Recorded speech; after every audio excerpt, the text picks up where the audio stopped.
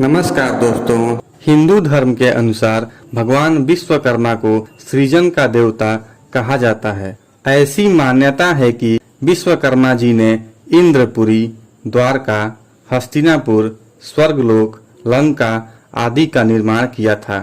प्रत्येक वर्ष विश्वकर्मा जयंती पर औजार, मशीन तथा औद्योगिक इकाइयों की पूजा की जाती है। भगवान विश्वकर्मा को वास्तुशास्त्र का जनक कहा जाता है।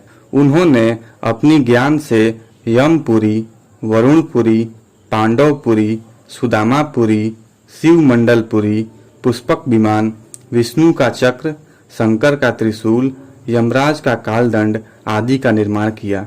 विश्वकर्मा जी ने ही सभी देवताओं के भवनों को तैयार किया।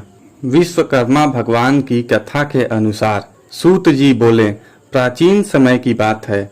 मुनि विश्वामित्र के बुलावे पर मुनि और सन्यासी लोग एक स्थान पर एकत्रित हुए। सभा में मुनि विश्वामित्र ने सभी को संबोधित किया।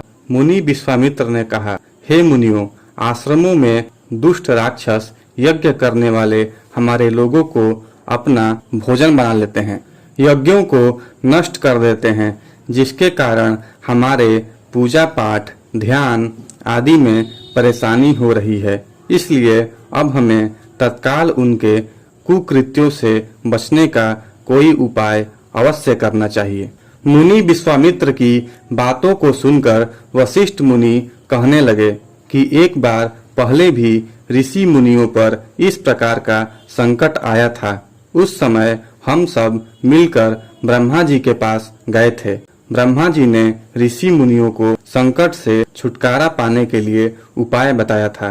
ऋषि लोगों ने ध्यान पूर्वक वशिष्ठ मुनि की बातों को सुना और कहने लगे कि वशिष्ठ मुनि ने ठीक ही कहा है, हमें ब्रह्मदेव की ही शरण में जाना चाहिए। ऐसा सुन सब ऋषि मुनियों ने स्वर्ग को प्रस्थान किया।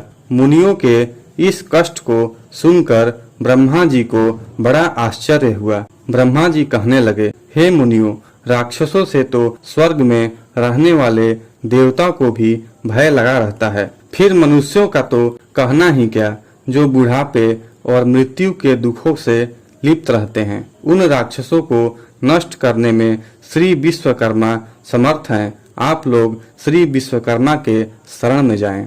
इस समय पृथ्वी पर अग्नि देवता के पुत्र मुनि अंगिरा यज्ञों में श्रेष्ठ पुरोहित हैं और जो श्री विश्वकर्मा के भक्त हैं, वही आपके दुखों को दूर कर सकते हैं।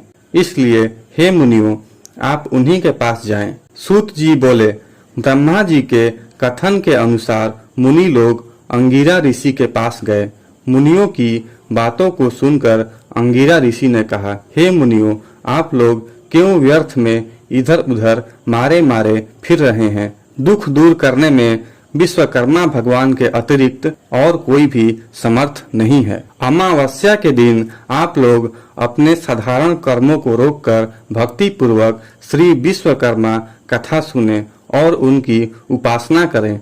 आपके सारे कष्टों को विश्वकर्मा भगवान अवश्य दूर करेंगे। महर्षि अंगिरा की बातों को सुनकर सभी लोग अपने अपने आश्रमों में चले गए। तत्पश्चात अमावस्या के दिन मुनियों ने यज्ञ किया। यज्ञ में विश्वकर्मा भगवान का पूजन किया।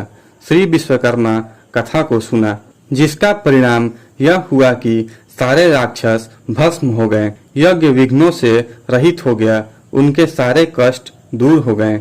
जो मनुष्य भक्ति भाव से भगवान विश्वकर्मा का पूजन करता है, वह सुखों को प्राप्त करता हुआ संसार में बड़े पद को प्राप्त करता है। बोलिए श्री विश्वकर्मा भगवान की जय। दोस्तों, यदि आपको यह कथा अच्छी लगी हो तो कमेंट बॉक्स में श्री विश्वकर्मा भगवान की जय अवश्य लिखें।